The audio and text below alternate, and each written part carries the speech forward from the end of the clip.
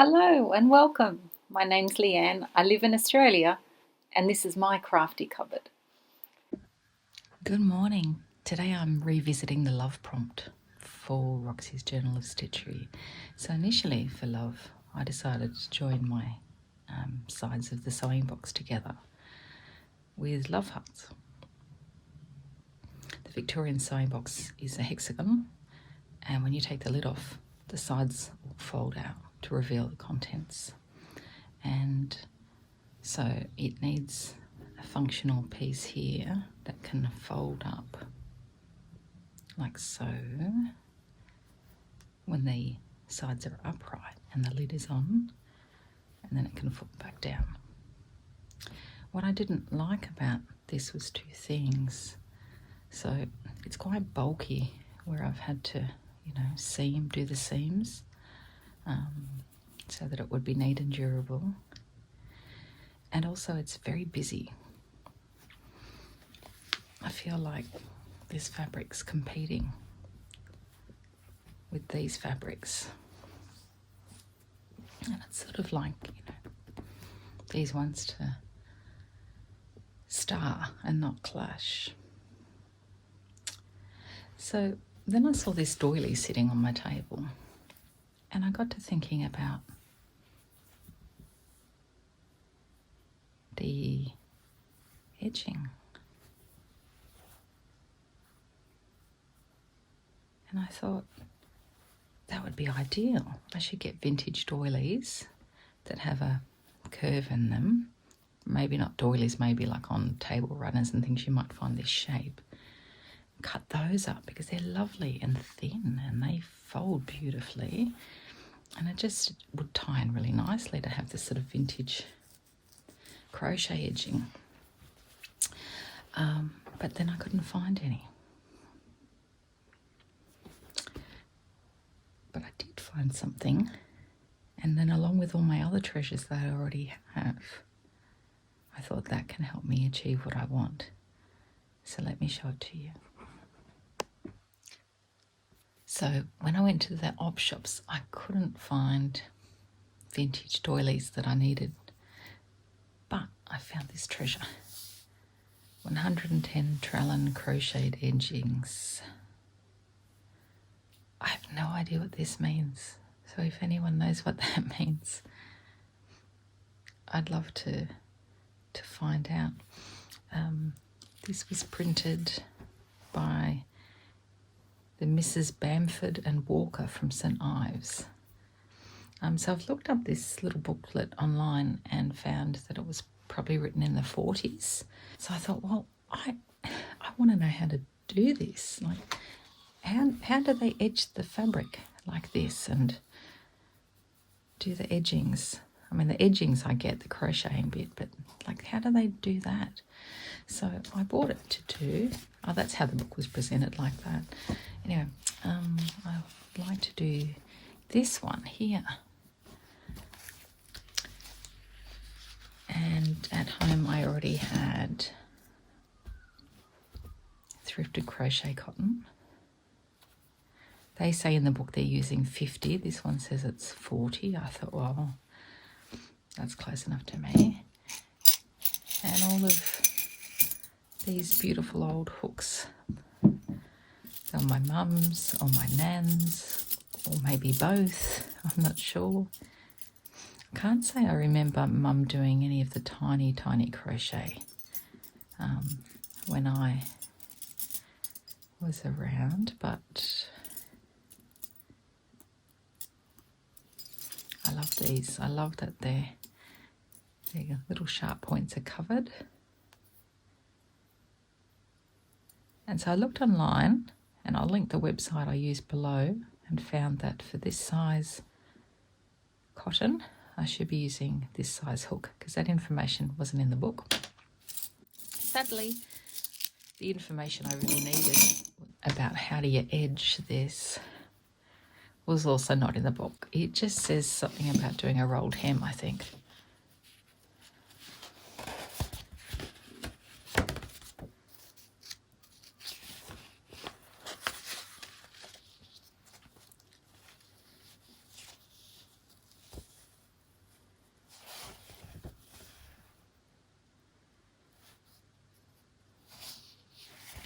No, it doesn't even say that. So maybe I read about doing a rolled hem somewhere else.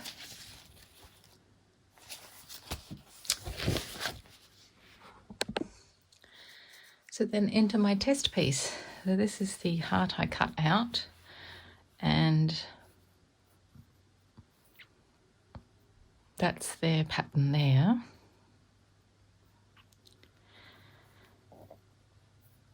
Although I quite liked it, I thought because of the curve of the heart, etc., it sort of feels a bit stretched, you know what I mean? If it were on a straight edge, I'm sure it would look curved and lovely. And of course, when I got down into this sort of section of the heart here, I thought I need to have two of the in-between, just the two of the picot instead of just the shells.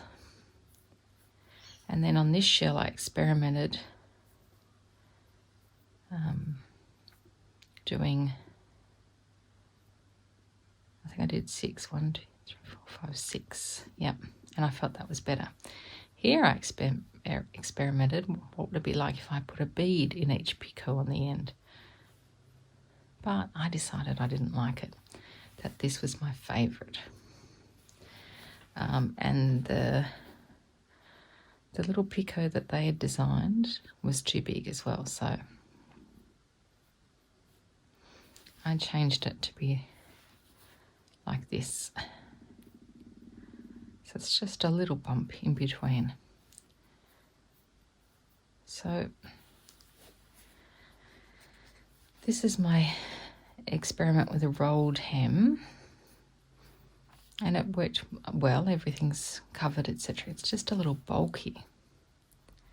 So then I experimented with just doing a folded hem here that I stitched, and it did show it's fraying over here. Here I experimented with simply folding, no stitching, and it's sort of similarly bulky, and again the risk of fraying. So I decided I do want to go back to the rolled hem. I wasn't happy here with that section of the heart, how it ended up curved. And so I thought, well, what if I take a little cut in the V? Will that be stable? So this is my experiment here, doing that. So a little cut in the V. And I think by the time it's crocheted over, that will be stable. So that's what I'm going to go with. And this time, yeah, I did manage to get my rolled hems smaller than here. So that's practice for you, isn't it? So thank you, little practice piece. We're going with this and with this section here.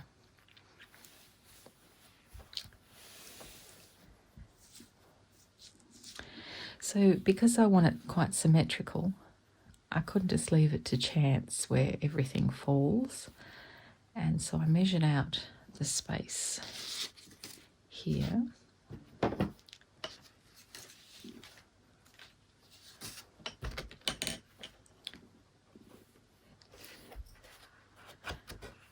Just transferring it onto paper.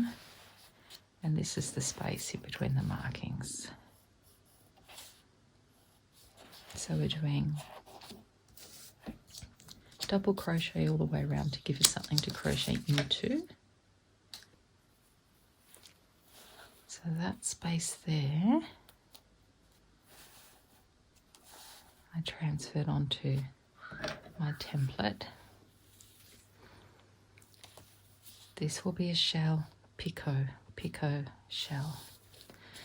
First we do double crochet all the way around.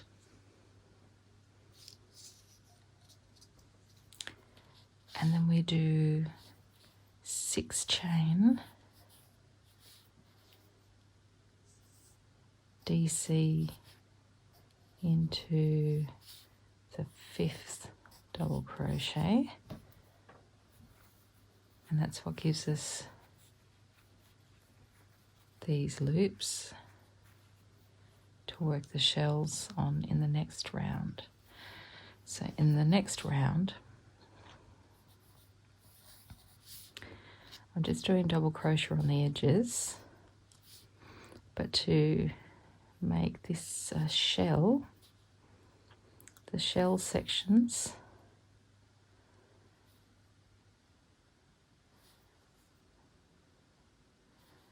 I just did a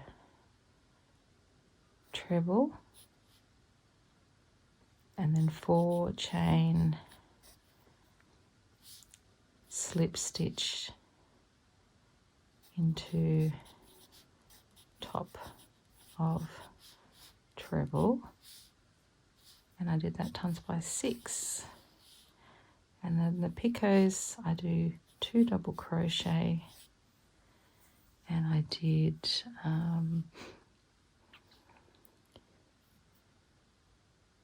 4 chain again, 4 chain and slip stitch into the second chain just to make a little picot, and then I do 2 chain and 2 double crochet.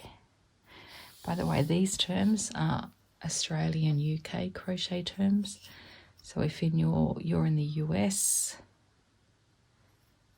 I think you call this a single crochet and you call the trebles a double.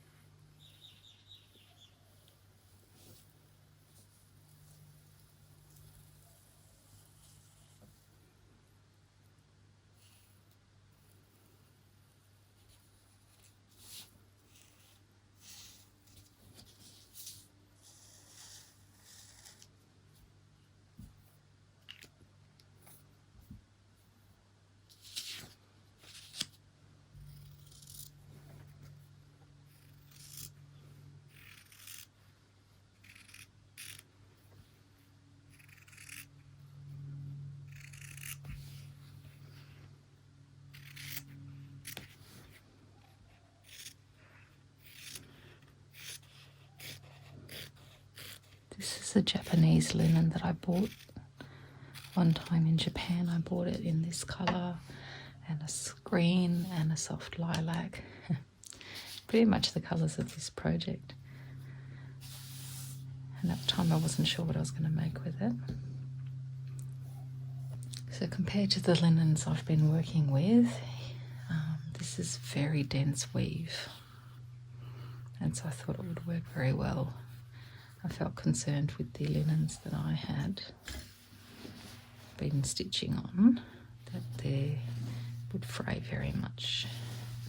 And they're also a little flimsy, a little stretchy, because their weave's more open. Now this edge is going to be hidden underneath the sides. So it's not getting finished at all. It's just the curve of the heart at the top that needs to be finished.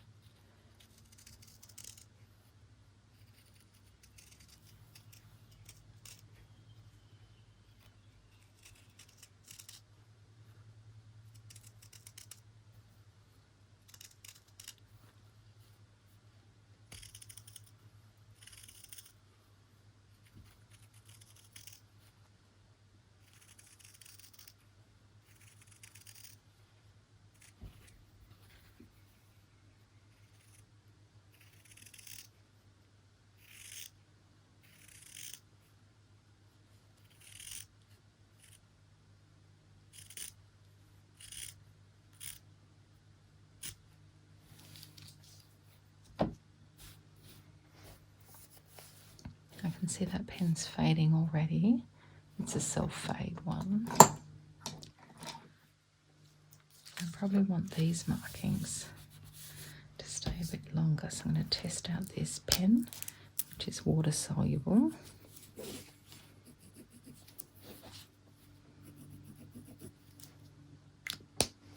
And make sure it does disappear from the fabric.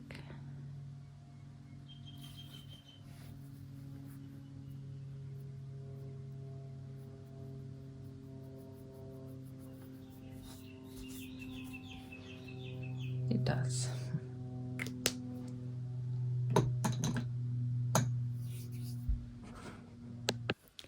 If anybody knows, please tell me how you do actually edge linen properly for crochet around.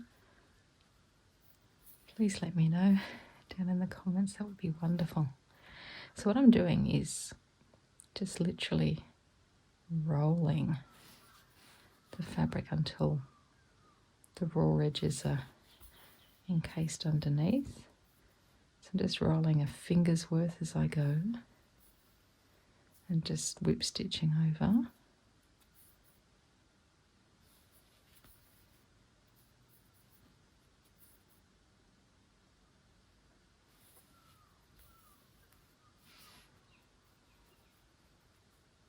So that's what it looks like on that side. A moistened finger really helps for this. So I'm just putting my finger at the edge, rolling it. You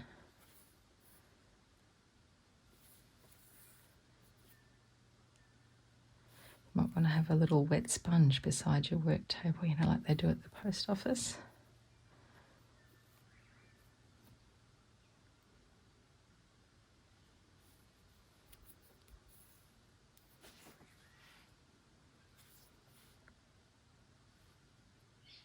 And it is an extra degree of difficulty with the curve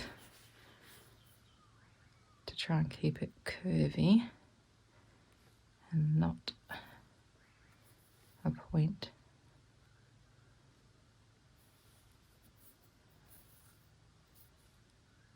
It's the same as always with curves, just take your time. It's tiny stitches, little bit by little bit.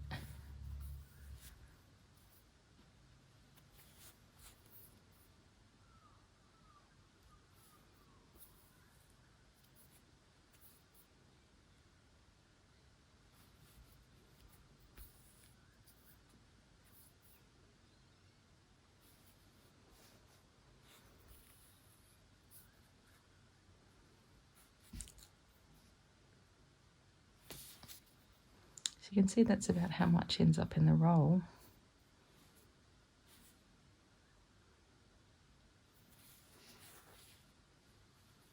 So like 1/4 of an inch maybe. We can compare it to the template when I'm finished.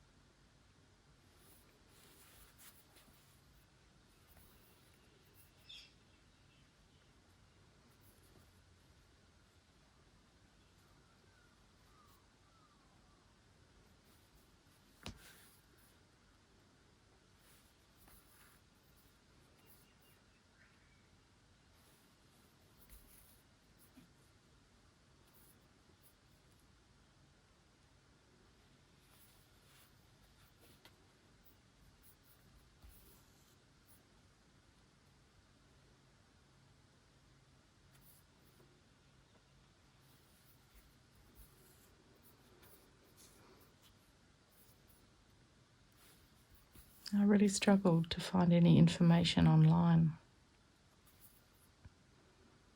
about how to do this.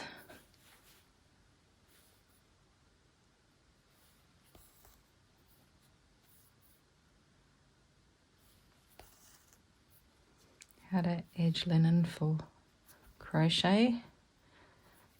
Unfortunately, most of what came up was linen stitch in crochet, which is like moss stitch, you know, for when you're doing crocheted blankets and things with wool. Or, you know, the vintage doilies for sale. So I'm not happy with what's happening over there. I must have rolled it less than here, but I can just go back later and fix that.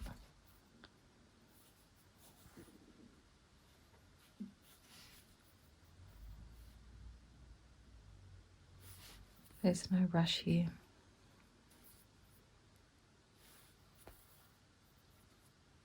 This is just slow, meditative stitching.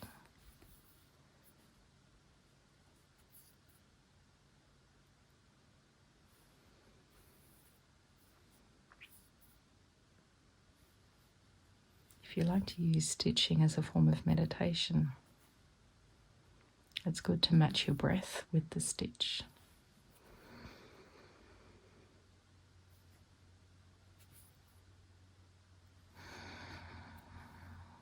So go in on one stitch,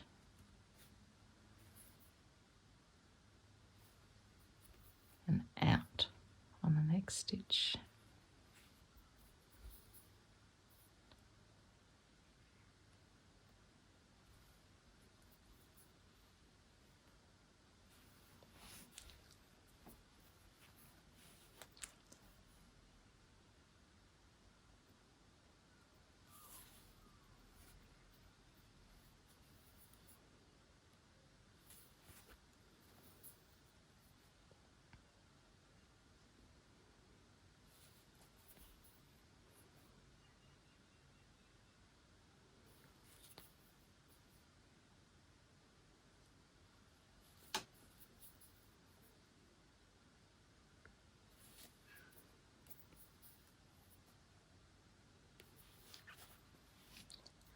If your stitching's too fast for that, then you can just, you know, either slow down your stitching to your breath, or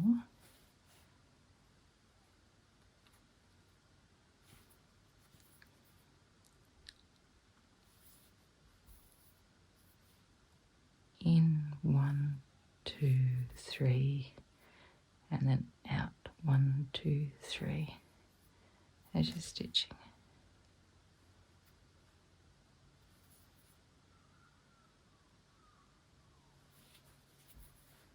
So often in life we don't breathe properly, we breathe very shallow.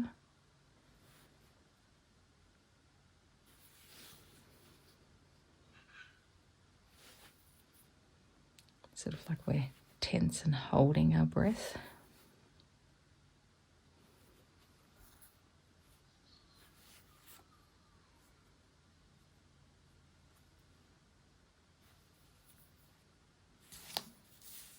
Anyway, you get the idea. So I'm going to keep doing that, and I'll come back.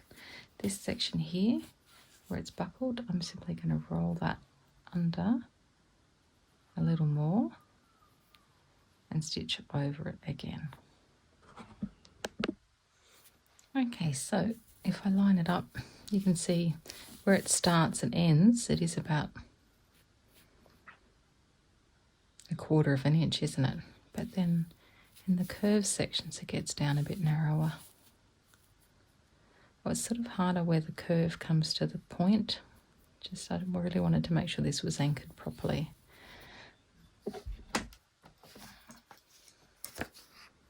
And about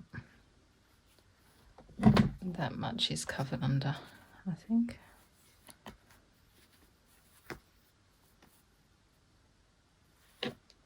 It's just this that's showing.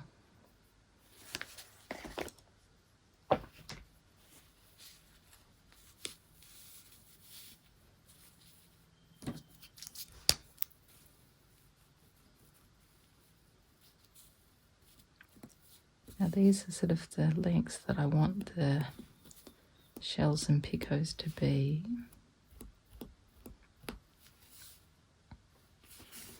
So when I'm working, I'm going to try and put 5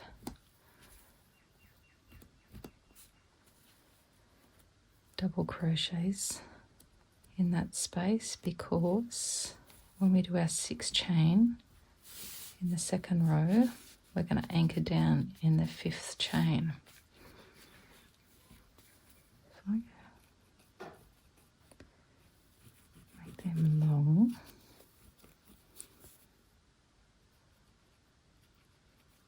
Is that right? 1, 2, 3, 4, 5, 6, 7. No, that's not right. So just 1, 1, 1, 1, 2, 3, 4, 5.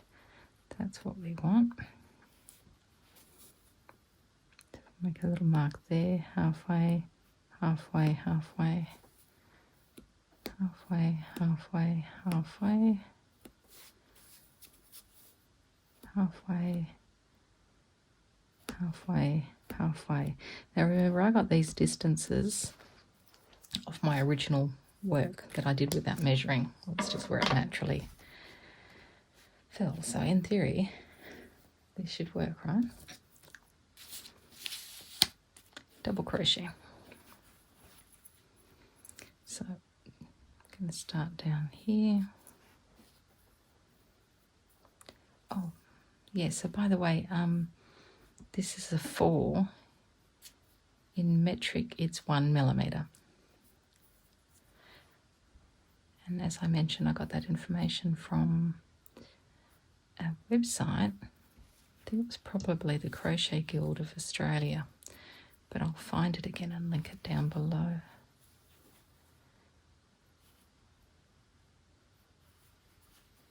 Okay, now that end I'm just going to bury as I go. Alright, so here it's irrelevant, it's going to be glued between cardboard.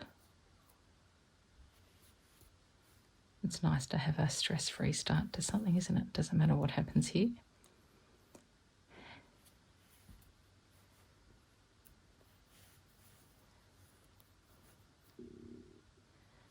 Alright, so this is where we're starting.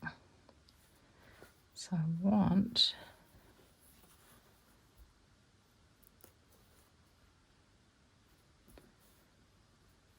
my double crochets to go along those little marks that I made.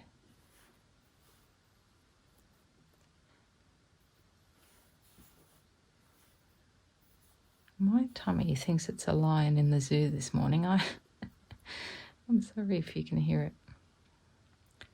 1, 2, 3, 4, 5. These feel quite widely spaced.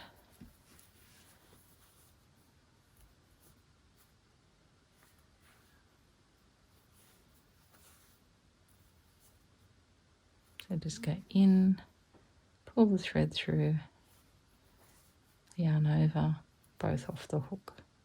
Go in,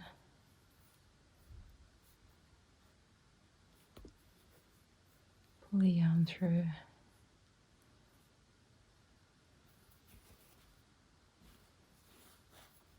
yarn over, both off the hook.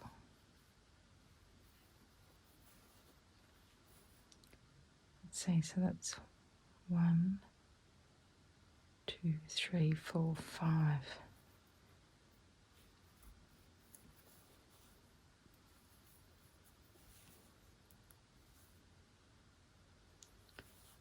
So I'm going to complete the double crochets all the way around, and I'll be back. Really, your double crochets and how many there are is a little irrelevant. What's really relevant is anchoring in here each time.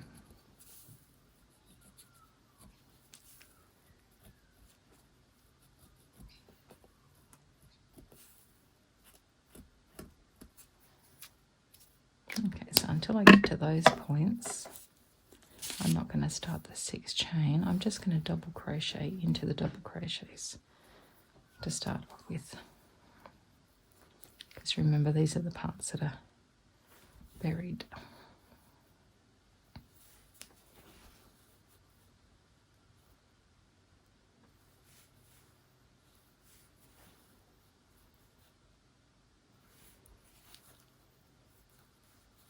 Oops. 6 crochet, 6 chains, sorry. 1, 2, 3. So chain is just going, put the yarn over your hook and pull it through the loop. 4, 5, 6. And then double crochet into this one.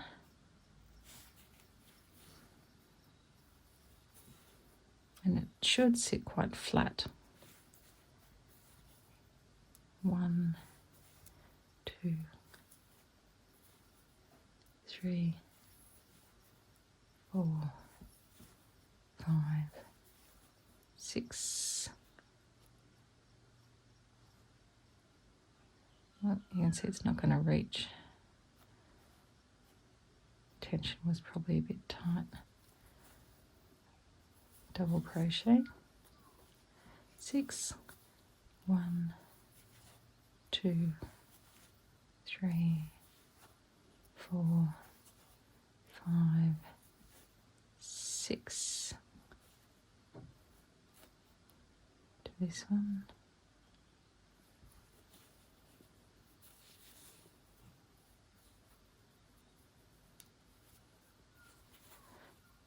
One, 2, 3, 4, 5, 6 into the center. So I'm going to do the other half and I'll come back for the 3rd row. Okay, so I've done that all the way around and I've just done my double crochets here to get back to the first interval, and that first interval is a shell.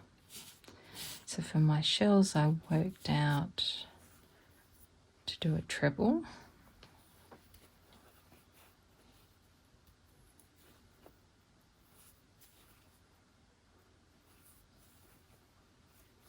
and then do a 4 chain picot. 1, 2, 3, 4. Just slip stitch it back in there. So slip stitch is where you just simply put the yarn over and pull everything through. And we do that for 6 of them all together. So treble,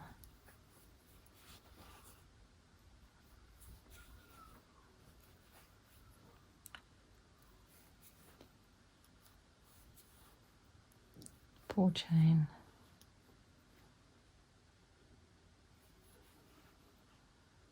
slip stitch it in there. Okay, so a treble is put your yarn over first, then go in, grab the yarn, pull it through, take it off 2, yarn over again, take it off 2, chain 4, 1, 2, 3, 4, and then slip stitch it through here, which was at the top of the treble.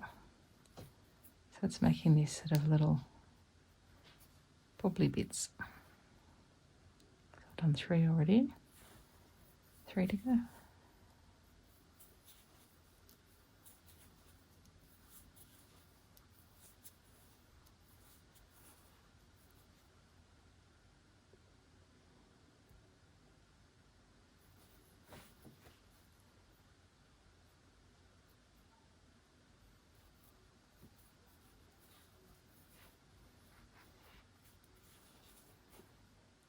had to fetch my winter dressing gown on this morning because it's cold.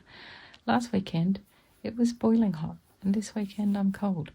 The weather has gone nuts.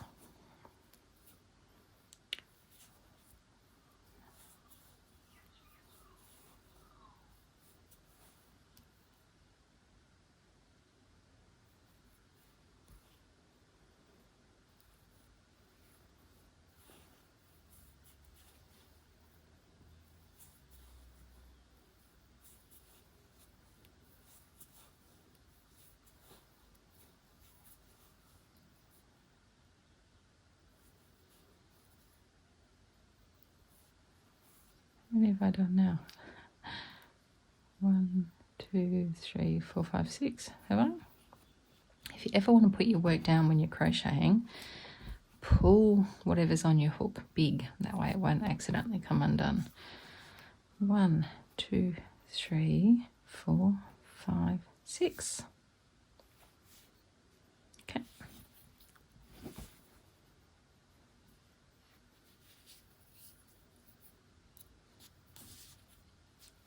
Pull it back to normal again.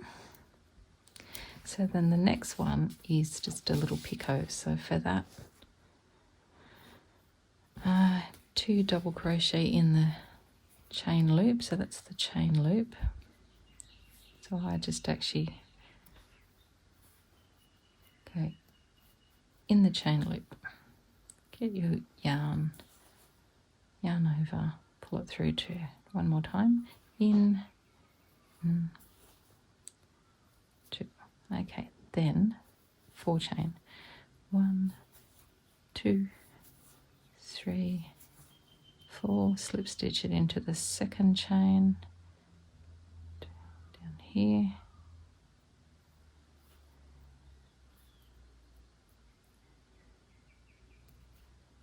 and then 2 chain, 1, 2, and a double crochet, and a double crochet.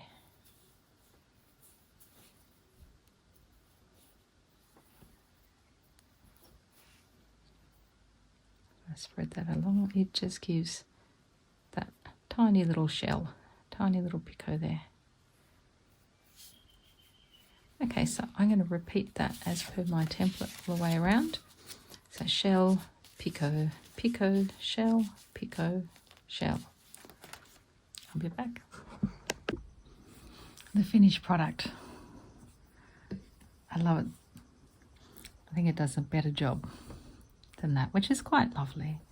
But this just, separates the pieces and gives it some vintage charm. So very, very grateful to the Mrs. Bamford and Walker of St Ives in New South Wales in the 40s, who put together this little collection that inspired me, and I just had to adapt one of their ideas to make it fit and work around the curves. Love it. 5 to go. I'll get good at this. By the way, you can purchase this online. I've seen it at multiple sites available for purchase. Thanks for watching. See you next time.